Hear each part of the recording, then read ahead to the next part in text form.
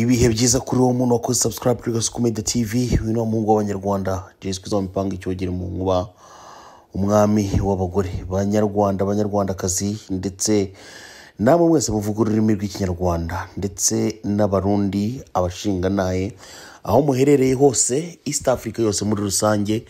Ndabizi neza ko iyi nkuru ngiye kubagezaho itari buze kubagwa neza na gato. Nkuko mubibona rero muri screen zanyu murahabona umugabo bita Said Braza. Uyu mugabo rero akaba ari umwe mu bahanzi bakomeye cyane bo mu gihugu cy'u Burundi, aho mu bashinga naye. Uyu mugabo rero akaba yaragiye aririmba indirimbo zikunzwe cyane nk'indirimbo bise Yameza Amenyo. Uyu mugabo aho yakunze kuririmba indirimbo nyinshi cyane zigaragaza ko iyi si dutuye irimo agahinda kenshi, akababaro, ariko hari igihe kizagera isi dutuye ikazagira ibyishimo, ndetse agakomeza kugenda anaririmba n'indirimbo zose nyinshi zimakaza amahoro ndetse n'izindi zikangurira abantu kuba bakundana, ariko nanone bamenya ko isi itoroshye na gato. Uyu muhanzi rero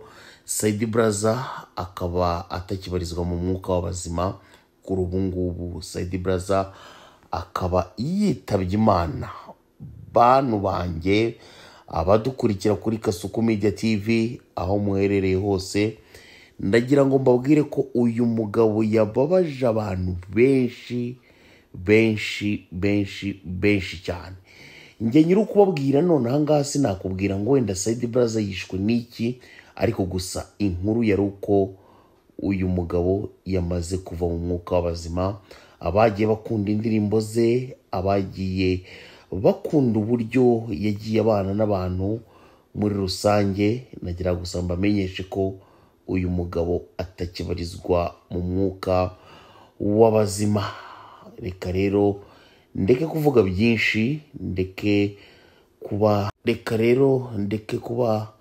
navuga byinshi, ariko nanone mbibutsa ko uyu muhanzi Said Braza atakibarizwa mu mwuka w'abazima.